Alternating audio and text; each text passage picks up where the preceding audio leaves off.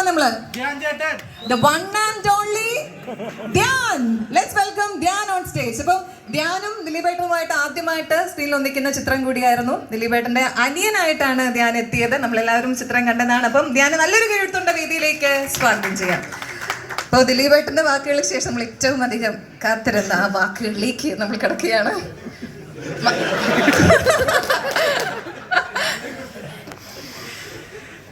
അപ്പൊ എന്തൊക്കെയോ സംഭവിക്കാൻ പോകുന്നുണ്ട് ഇവിടെ. എല്ലാവരും റെഡിയല്ലേ? റെഡിയല്ലേ? ഞാൻ കോമഡി പീസാണോ ഇവിടെ? മെയിൻ ആൾക്കാരെ ലാസ്റ്റാ വിളിക്കുക. സാധാരണ അങ്ങനെയല്ലേ പതിവ്? നേരത്തെ വന്നല്ലോ.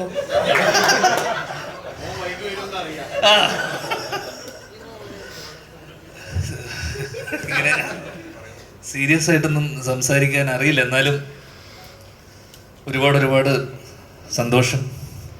ചുളുവിലൊരു ഹിറ്റ് കിട്ടി.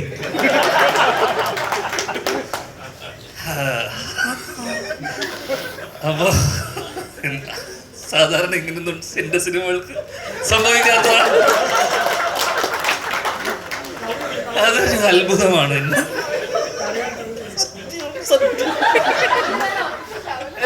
ഞാൻ ചിലപ്പോ കരഞ്ഞു പോകും. നമ്മുടെ ഞാനും ബിൻഡോയും ഷാരിസും ലിസ്റ്റിനൊക്കെ 80s കിഡ്സ് ആണ് പറഞ്ഞു വരുമ്പോ. അല്ല നീ കുറച്ച് 90 അല്ലേ? എന്നാലും അടുത്തുണ്ട്. അപ്പൊ നമ്മുടെയൊക്കെ ഓണക്കാലം അല്ലെങ്കിൽ വിഷുക്കാലം എന്നൊക്കെ പറയുന്നത് ലാലേട്ടൻ്റെയും മമ്മൂക്കയുടെയും സിനിമകൾക്കപ്പുറം ഒരു വിഷുക്കാലത്തൊക്കെ പോയിട്ട് അന്ന് പേപ്പറിൽ വലിയ ഇന്ന് മുതൽ നാളെ മുതൽ എന്നൊക്കെ വന്ന് നോക്കുമ്പോൾ നമ്മളൊക്കെ ഏറ്റവും കാണാൻ ആഗ്രഹിക്കുന്ന, അല്ലെങ്കിൽ ഞാൻ തിയേറ്ററിൽ എൻ്റെ ഓർമ്മയുള്ള സിനിമകൾ, തിയേറ്ററിൽ പോയി കണ്ട് എൻ്റെ മനസ്സിലുള്ള സിനിമകൾ എന്ന് പറയുന്നത് തെങ്കാശിപട്ടണം, മീശമാധവൻ, പിന്നെ ഇതൊക്കെയാണ് നമ്മുടെ ചെറുപ്പകാലത്തുള്ള തിയേറ്റർ ഓർമ്മകളുള്ള സിനിമകൾ. അപ്പോൾ സ്വാഭാവികമായിട്ടും ദിലീപേട്ടൻ്റെ സിനിമ കാണാൻ, അല്ലെങ്കിൽ ആൾക്കാരെ ആർത്തുല്ലസിച്ച് ചിരിച്ചു മറിഞ്ഞ്, അല്ലെങ്കിൽ നമ്മളൊക്കെ ചെറുപ്പം മുതലേ എന്താ പറയണ്ടേ, അദ്ദേഹത്തിൻ്റെ സിനിമകൾ കാണുമ്പോൾ നമുക്ക് കിട്ടുന്നൊരു എനർജി അല്ലെങ്കിൽ ആ ഒരു ചിരി ചെറുപ്പം മുതലേ നമ്മൾ കാണുന്നതാണ്. അപ്പോൾ നമ്മൾ ഹ്യൂജ് ഫാൻ ബോയ് ആണ്.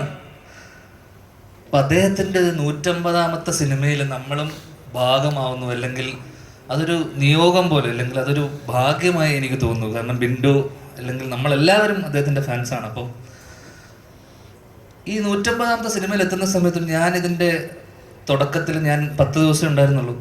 അപ്പോൾ ഈ 10 ദിവസത്തിനിടയിൽ എനിക്കത് കഴിഞ്ഞിട്ട് പോകാൻ അടുത്ത വേറെ സിനിമകൾ ഇടയിലുള്ളതുകൊണ്ട് എനിക്കിത് പോകണം.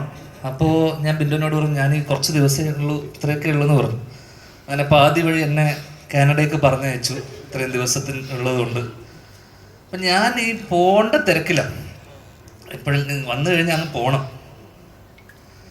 അപ്പം ഞാൻ കാണുന്നതെന്ന് വെച്ച് കഴിഞ്ഞാൽ ദിലീപേട്ടൻ ഓരോ ദിവസം വന്നു കഴിയുമ്പോൾ ഓരോ സീനിലും എന്തെങ്കിലും കോമഡി ഉൾപ്പെടുത്താൻ വേണ്ടി, അല്ലെങ്കിൽ എന്നോട് വന്നിട്ട് ചോദിക്കും ദിലീപേട്ടൻ, എടാ ഇതിൻ്റെ ഒടുക്കത്തിൽ എന്താ പറയുക, എന്തെങ്കിലും ചിരിപ്പിക്കാൻ വേണ്ടി. ഞാൻ വിചാരിക്കും, ഇതെന്തിനാണ് എന്നോട് ചോദിക്കുന്നത്? എപ്പോഴും ഞാൻ എൻ്റെ അവസ്ഥ എന്ന് വെച്ചാൽ അക്കരയിൽ അച്ഛനൊരു തൂണും ചാരി നിന്നിട്ട് പോപ്കോൺ കഴിക്കുന്ന ഒരു സീനുണ്ട്. ഞാൻ ഇത് അഘോരാത്രം ആ സീൻ ഇങ്ങനെ ആലോചിച്ച് എന്നിട്ട് എന്നെ ഓടി വന്നിട്ട് എന്നെ നോക്കിയിട്ട് അടുത്ത് വന്നിട്ട് പറയും, എടാ അത് അവിടെ എന്താ പറയാന്ന് പറയുമ്പോഴേക്ക് പെട്ടെന്ന് എന്നെ കണ്ടു കഴിഞ്ഞാൽ ഇവനോട് ചോദിച്ചിട്ടൊരു അങ്ങനെ മാറിപ്പോകുന്നതും ഞാൻ കണ്ടു. അപ്പം ഞാൻ മാറിയെന്ന് ആലോചിക്കുക, ഇത് എന്തിനാണ്? ഷാരിസ് എഴുതി വെച്ചിട്ടുണ്ട്, ബിൻഡോ അത് കൃത്യമായി ഇത് ചെയ്യുന്നുണ്ട്. അതിനിടയിൽ ഒരാളിങ്ങനെ കിടന്ന് എന്തിനാണ് ഇങ്ങനെ ആലോചിച്ച് ടെൻഷൻ അടിക്കുകയാണ്. ആവശ്യത്തിനധികം ടെൻഷൻ വേറെ ഉണ്ടായിട്ട് പോലും ഇതിനിടയിൽ ഈ ടെൻഷനും കൂടെ എന്തിനാണെന്ന് ഞാനൊരു ദിവസം പറയുന്നത്, നമ്മൾ ഇത്രയും ആത്മാർത്ഥത വേണോ? അപ്പൊ ഇത് എന്ന് പറയുന്ന ഇവരുടെ ഒരു പ്രോസസ്സ് അങ്ങനെയാണ്, ഇവരുടെ വർക്കിംഗ് അങ്ങനെയാണെന്ന് ഞാൻ. അപ്പൊ അതെനിക്കൊരു അത്ഭുതമായിരുന്നു. കാരണം നമ്മളൊക്കെ പോകുമ്പോൾ, ഞാനും ജോൺ ചേട്ടനൊക്കെ പോകുമ്പോൾ സാധാരണ വരിക, പൈസ വാങ്ങിക്കുക, ജോലി ചെയ്യുക പോവാ, അത്രയല്ലേ ഉള്ളൂ. പടം പറ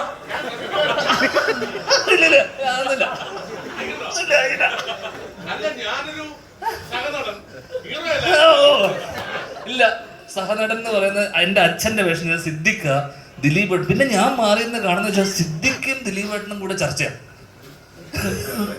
എടാ ഇത് പഴയ കാലഘട്ടത്തിലെ ആൾക്കാരാണ്, ഇവരുടെ കോമഡി. അപ്പൊ എനിക്കാണെങ്കിൽ ഇവരുടെ കോമഡി മനസ്സിലാകുന്നില്ല. ഇവര് രണ്ടുപേരും മാറി മാറി ചിരിക്കുന്നുണ്ട്.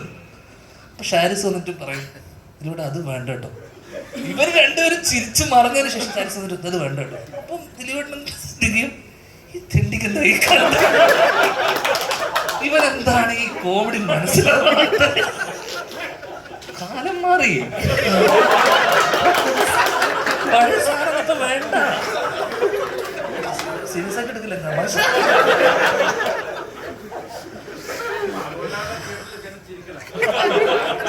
നിങ്ങളുടെ രണ്ടുപേരുടെ കോമഡി ഇല്ലാത്തോണ്ട്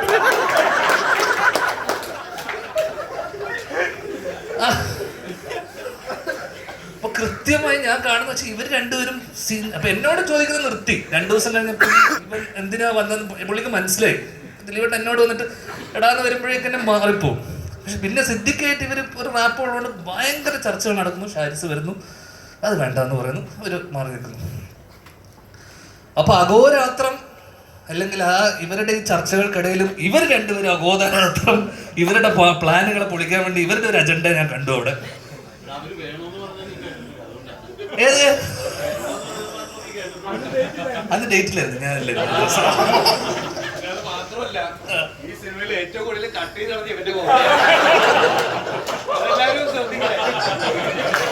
അങ്ങനെ ഓ ഇല്ലല്ലോ, അങ്ങനെയല്ലോ സിദ്ദിഖ് നേരത്തെ പറഞ്ഞു. സിദ്ദിഖ് പറഞ്ഞ നിങ്ങളുടെ കുറച്ച് കോമഡി കട്ടായി പോയിട്ടുണ്ടെന്നല്ലേ. ആ കുറെ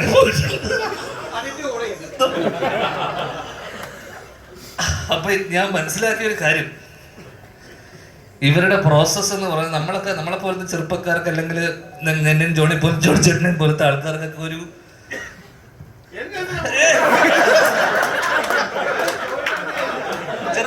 ചെറുപ്പക്കാർ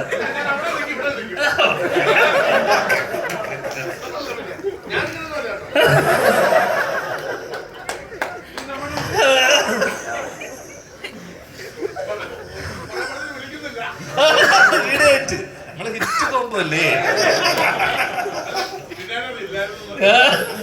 നമ്മളൊരുമിച്ച്. അതെ. അപ്പൊ ഈ പ്രോസസ്സ് നമ്മളെ സംബന്ധിച്ചിടത്തോളം ഇത് കണ്ട് പഠിക്കേണ്ട ഒരു സാധനമായിട്ട് എനിക്ക് തോന്നി. കാരണം ഇതിനെക്കുറിച്ച് ഇങ്ങനെ ആലോചിച്ചാൽ ഇത്ര ഈ പുതിയ ജനറേഷനിൽ എത്ര പേര് അത്ര എഴുതി വെച്ചത് അത് പറഞ്ഞിട്ട് പോവുക എന്നതിനപ്പുറം അതിനെക്കുറിച്ച് ആലോചിച്ച് അടുത്ത് എന്ത് പറയും, അല്ലെങ്കിൽ ഈ സീനിൽ എന്തെങ്കിലും ഒരു പഞ്ചിൽ അവസാനിപ്പിക്കണം, ഒരു ചിരി വേണം എന്ന് നിരന്തരമായി ഇതിനെക്കുറിച്ച് ആലോചിച്ച് വർക്ക് ചെയ്യുന്നത് കമൻറ്റബിൾ എന്നതിനപ്പുറം എനിക്കൊക്കെ അത്ഭുതമായിരുന്നു ആ പ്രോസസ് ഇവർക്കിടയിൽ.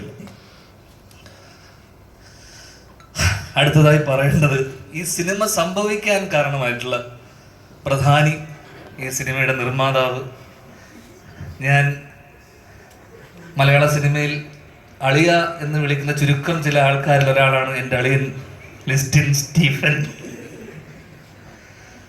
ഈ പടത്തിൻ്റെ പ്രമോഷന് ഉണ്ടോ അല്ലെങ്കിൽ ബിന്ദുവിനോട് ചോദിച്ചു, ഈ പടത്തിൻ്റെ പ്രമോഷൻ ഒന്നും പരിപാടിയൊന്നും ഇല്ല. അപ്പം ദിലീപേട്ടൻ പറഞ്ഞു പ്രമോഷനൊന്നും വേണ്ട, ഇന്റർവ്യൂ ഒന്നും കൊടുക്കണ്ട, സിനിമ നേരെ തിയേറ്ററിൽ കണ്ടാൽ മതി എന്നൊക്കെ അങ്ങനെ എന്നോട് പറഞ്ഞേ. അതൊന്നും വേണ്ട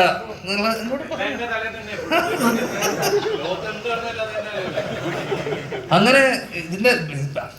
പക്ഷെ നിങ്ങൾ ലിസ്റ്റിൻ സ്റ്റീഫൻ എന്ന് പറഞ്ഞ ബുദ്ധിരാക്ഷസിനെ തിരിച്ചറിയണം, അതാണ് പറയാൻ പോണ കാര്യം. കാരണം പ്രമോഷൻ ഇല്ലാതെ ഇന്നത്തെ കാലത്ത് എങ്ങനെ ഒരു സിനിമ ആൾക്കാരിലേക്ക്, ദിലീപേട്ടൻ്റെ സിനിമയ്ക്ക് അതിന്റെ ആവശ്യമില്ലെങ്കിൽ പോലും ഇന്ന് വലിയ വലിയ സിനിമകൾ പോലും ഇവിടെ തെലുങ്കുന്നൊക്കെ പ്രഭാസും നാനിയൊക്കെ ഇവിടെ വന്ന് പടം പ്രൊമോട്ട് ചെയ്യാണ്. അപ്പൊ ആൾക്കാരിലേക്ക് എത്താൻ ഈ സിനിമ പ്രൊമോട്ട് ചെയ്യാൻ ദിലീപേട്ടൻ ഈ പ്രീ റിലീസ് അല്ലെങ്കിൽ ഇന്റർവ്യൂസ് ഒക്കെ വേണ്ടെന്ന് പറഞ്ഞപ്പോ ലിസ്റ്റിൻ എന്ന് പറയുന്ന ബുദ്ധിരാക്ഷൻ തീരുമാനിച്ചു ഇതിനെ മാർക്കറ്റ് ചെയ്യണം, ഇതിനെങ്ങനെ ഇതിനെ റീച്ച് വരുത്തും, എങ്ങനെ ഇതിനെ എത്തിക്കാം, മാർക്കറ്റിംഗ് സിംഹം. അങ്ങനെ ഒരു കള്ളക്കഥ മെനയാണ് പുള്ളി. അങ്ങനെ ഇതുപോലൊരു വേദിയിൽ അല്ലെങ്കിൽ ഇതുപോലൊരു ഇതിന് മുന്നേ ഉള്ളൊരു മീറ്റിൽ, മീഡിയന്റെ മീറ്റിൽ ലോഞ്ച്, ട്രെയിലർ ടീസർ ലോഞ്ചിൽ അല്ലേ, മൂവി ലോഞ്ചിൽ അദ്ദേഹം ഒരു കമന്റ്, മാലപ്പടക്കത്തിന് ഒരാൾ തിരികൊളുത്തിയിട്ടുണ്ടെന്ന് പറഞ്ഞു. സ്വാഭാവികമായിട്ടും ലിസ്റ്റിൻ സ്റ്റീഫന്റെ ഹൈദർ അലി അല്ലെ, അച്ഛന്റെ സ്ഥാനത്ത് കാണുന്ന ഹൈദർ അലി എന്നെ വിളിച്ചു ചോദിക്കുന്നു. കാരണം എടാ നിന്നെ ഉദ്ദേശിച്ചാണ്. കാരണം മാലപ്പടക്കം തിരികൊളുത്തി, സ്വാഭാവികമായിട്ട് പടക്കം മാല. അങ്ങനെ ഞാൻ ഭയന്നു, ഞാൻ പേടിച്ചു. ഹൈദർ അലി വിളിക്കും, എന്നെ എത്ര തവണ വിളിച്ചു രാത്രി? 4 ഞാൻ തുരുതുരാ വിളി. ഞാൻ പറഞ്ഞു എന്റെ ഹൈദർക്ക അതൊരിക്കലും അങ്ങനെ അവൻ പറയില്ല. അല്ലല്ലല്ല, ഇത് അങ്ങനെയല്ല, ഞാൻ തുടങ്ങി കഴിഞ്ഞു എന്ന് പറഞ്ഞ അവിടെ ലാപ്ടോപ്പ് വെച്ചിരിക്കുക സാധനം. അത് തോണാവാത്ത ലാപ്ടോപ്പ്, അതിന് ഡിസ്പ്ലേ ലൈറ്റൊന്നും വരില്ല, വർക്കാവാത്തൊരു ലാപ്ടോപ്പ് വെച്ചിട്ട് പേന വെച്ചിരിക്കുക. ഞാനിത് സ്റ്റോർ ചെയ്ത് തുടങ്ങി, ഞാൻ അത്ര ഇതാന്ന് പറയുന്നത് ഞാൻ എൻ്റെ പേരും വെച്ചിട്ട്. അങ്ങനെ പിറ്റേ ദിവസം ഈ സംഭവം അല്ലെങ്കിൽ ഞാൻ ആളിനെ രാവിലെ തന്നെ വിളിച്ചു. അങ്ങനെ എന്താ ഈ സംഭവം എന്നൊക്കെ പറഞ്ഞപ്പോഴേക്കും അത് ഞങ്ങൾ സംസാരിച്ചു കഴിഞ്ഞു. അപ്പൊ എനിക്ക് പറയാനുള്ളത്, ആ പ്രമുഖ നടൻ വേറെ ആരും ഇല്ലാതെ ഞാനാണ്.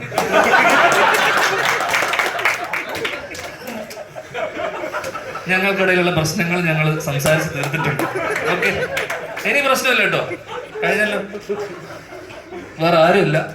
അത് അദ്ദേഹത്തിന്റെ മാർക്കറ്റിംഗ് സ്ട്രാറ്റജിയുടെ കാരണം ഈ പടം എങ്ങനെയെങ്കിലും ആൾക്കാരിലേക്ക് എത്തിക്കുക എന്നുള്ള ഒരു പ്രൊഡ്യൂസറിന്റെ വലിയ കടമയാണല്ലോ. അദ്ദേഹം ആ കടമ നിർവഹിച്ചു.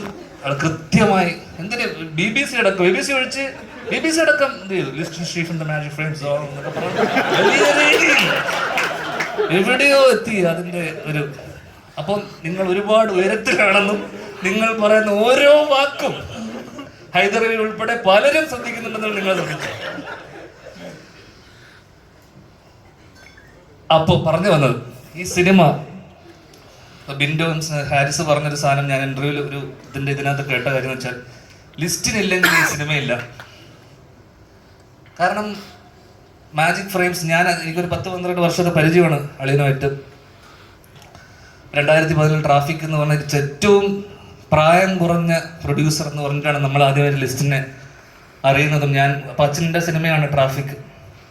അപ്പം ആരാണ് ലിസ്റ്റിൻ? പേരിൽ തന്നെ ഉണ്ട് ഒരു ഗുമ്മ്, പേരിലാണ് പകുതി. അപ്പം ഈ പേരെവിടെയോ. അപ്പം ആദ്യമായിട്ട് ഞാൻ ഈ പേര് കേൾക്കുന്നതും ലിസ്റ്റിൻ സ്റ്റീഫ് എന്ന് പറഞ്ഞ അച്ഛൻ്റെ വായിൽ നിന്നാണ്. മലയാള സിനിമയിൽ ഇത്രയും വർഷം, 15 വർഷത്തോളം ഇങ്ങനൊരു ബാനർ, എത്രയൊരു ഡസനോളം പുതിയ സംവിധായകർക്ക് അവസരം കൊടുക്കുന്നു. പുതിയ എന്താ പറയണ്ടേ, തിയേറ്ററുകൾ, സിഫ എന്ന് പറഞ്ഞ ഇൻസ്റ്റിറ്റ്യൂട്ട്, ഏറ്റവും കൂടുതൽ സക്സസ് റേറ്റുള്ള ഒരു ബാനർ. അപ്പൊ എനിക്ക് ഏറ്റവും എടുത്തു പറയേണ്ട കാര്യം എന്ന് വെച്ച് കഴിഞ്ഞാൽ, പുതിയ തലമുറയിലുള്ള ചെറുപ്പക്കാർക്ക്, അല്ലെങ്കിൽ ബിന്ദുവിനെ പോലെയും അവരുടെയൊക്കെ സ്വപ്നങ്ങളുടെ കൂടെ നിന്ന ഒരു പ്രൊഡ്യൂസറാണ്. കാരണം ഇത് ഷാരിസ് പറഞ്ഞ കാര്യമാണ്. കാരണം ലിസ്റ്റിനില്ലെങ്കിൽ ഈ സിനിമയില്ല. ലിസ്റ്റിൻ സ്റ്റീഫന് വലിയൊരു കൈയടിയാവാം എന്ന് എനിക്ക് തോന്നുന്നു. പറയേണ്ടതൊക്കെ പറഞ്ഞില്ല, ഒക്കെ അടിച്ചിട്ടുണ്ട്. അവസാനമായി പറയേണ്ടത് ബിന്ദുവിനെ കുറിച്ചും ഷാരിസിനെ കുറിച്ചുമാണ്. കാരണം ഈ കഥ എനിക്ക് തോന്നുന്നു ദിലീപേട്ടൻ്റെ അടുത്തൊക്കെ പറയുന്നതിന് മുന്നേ എന്നോട് കഥ പറഞ്ഞാണ്. പ്രിൻസ് ആയിട്ടല്ല, അന്നും ജിൻസ് തന്നെയായിരുന്നു. അപ്പൊ അന്ന് ആരാണ് പ്രിൻസ് എന്നുള്ള ചർച്ചകൾക്കിടയിൽ ദിലീപേട്ടൻ വരുന്നുള്ളത് നമ്മൾ സ്വപ്നത്തിൽ പോലും അന്ന് ചിന്തിക്കുന്നില്ല. കാരണം ദിലീപേട്ടനൊക്കെ ഈ സിനിമയിൽ വരുമോ അല്ലെങ്കിൽ അവിടം വരെ എത്തുമോ, അതിനൊക്കെ സാധിച്ചത് മാജിക് ഫ്രെയിംസ് ഇല്ലെങ്കിൽ ഇതൊന്നുമില്ല. അപ്പൊ ബിൻഡോയുടെ ഏറ്റവും വലിയ സ്വപ്നം, കാരണം ബിൻഡോ ജനഗണമന ഷാരിസ് എഴുതുന്നു, ജനഗണമന ക്വീനിൽ ബിൻഡോ ഉണ്ടായിരുന്നു, നെയ്മർ അല്ലെങ്കിൽ. അപ്പൊ ബിൻഡോന്റെ ജീവിതമാണ് ഈ സിനിമയിലെ പകുതി. ബിൻഡോ പറഞ്ഞ കഥ പറഞ്ഞപ്പോൾ എന്നോട് പറഞ്ഞ ദിലീപേട്ടൻ പറഞ്ഞ കഥ എന്ന്, മൂത്ത സഹോദരൻ ബാക്കി അനിയന്മാരൊക്കെ കല്യാണം കഴിച്ചു പോയി. അപ്പൊ ഞാൻ ബിൻഡോ അതിനിടയിൽ കല്യാണം കഴിച്ചു എന്ന് പറഞ്ഞല്ലോ. അപ്പൊ ഞാൻ ബിൻഡോനോട് പറഞ്ഞു, നീ ഈ കല്യാണം ഇപ്പൊ കഴിച്ചോ, പടം ഇറങ്ങുന്നതിന് മുന്നേ കഴിക്കുന്നതാണ് സേഫ് എന്ന് പറഞ്ഞ ആളാണ് ഇവിടെ ഇരിക്കുന്നത്. അപ്പൊ എന്നോട് പറഞ്ഞു, ഞാൻ ഇപ്പൊ പെട്ടെന്നൊരു കല്യാണം, കാരണം സിനിമ നടക്കുന്നതിനിടയിൽ ഒരു കല്യാണം. അപ്പൊ പറഞ്ഞു, സിനിമയല്ലേ അളിയ, എപ്പോഴാ എന്താന്ന് നടക്കുമെന്ന് പറയാൻ പറ്റില്ല, പക്ഷെ ധൈര്യമായി ഇനി പെണ്ണുവീട്ടിൽ പോയിരിക്കാം, താമസിക്കാം. വലിയ വിജയം. ഈ ഒരു വിജയം ഇവരുടെ എല്ലാവരുടെ ഒപ്പം ഷെയർ ചെയ്യാൻ കഴിഞ്ഞതിൽ ഒരുപാട് സന്തോഷം. അവസാനം ഒടുക്കം പറയാനുള്ളത്, ദിലീപേട്ടൻ തുടരും,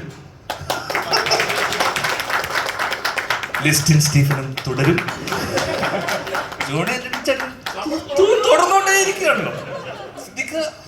ലെജൻഡ്. വീട്ടിലിരിക്കാൻ റെസ്റ്റ് ആവാം. പിന്നെ പലരും ആഗ്രഹിക്കുന്നുണ്ട് ഒരു കാര്യം. എന്നെ ഫർഗീസ് ഏട്ടൻ ആഗ്രഹിച്ചു, ഉണ്ണിയേട്ടൻ ആഗ്രഹിച്ചു. അച്ഛൻ വീട്ടിലിരിക്കുന്നുണ്ട്, അതുകൊണ്ടാ പറഞ്ഞത്. അതെ, കൂടെ ഇരിക്കാൻ. അപ്പോ എനിക്ക് പറയാനുള്ളത്, ഒരുപാട് പഴയ വർഗീസ് ഏട്ടൻ, ഒടുവിൽ ഉണ്ണികൃഷ്ണൻ, നരേന്ദ്രപ്രസാദ്, ഒരുപാട് പേര് ആഗ്രഹിച്ചു നിങ്ങളൊരു സംവിധായകനായി കാണണമെന്ന്. ഞാൻ ഇന്ന് ആഗ്രഹിക്കുകയാണ്, വീണ്ടും നിങ്ങൾ അഭിനയം അവസാനിപ്പിച്ച് തിരിച്ച് സംവിധാനത്തിലേക്ക് വരണം. CID മൂസ 2 ഉണ്ടാവോ? ഉണ്ടാവും. ഉണ്ടാവും. ഇതാണ് CID മൂസ 2 ഇവിടെ അനൗൺസ് ചെയ്യപ്പെടുകയാണ്. കഴിഞ്ഞു. ഒരുപാട് സന്തോഷം. Thank you. വലിച്ചു കിട്ടുന്നില്ല. Thank you so much. Thank you. 1 minute. എന്തായാലും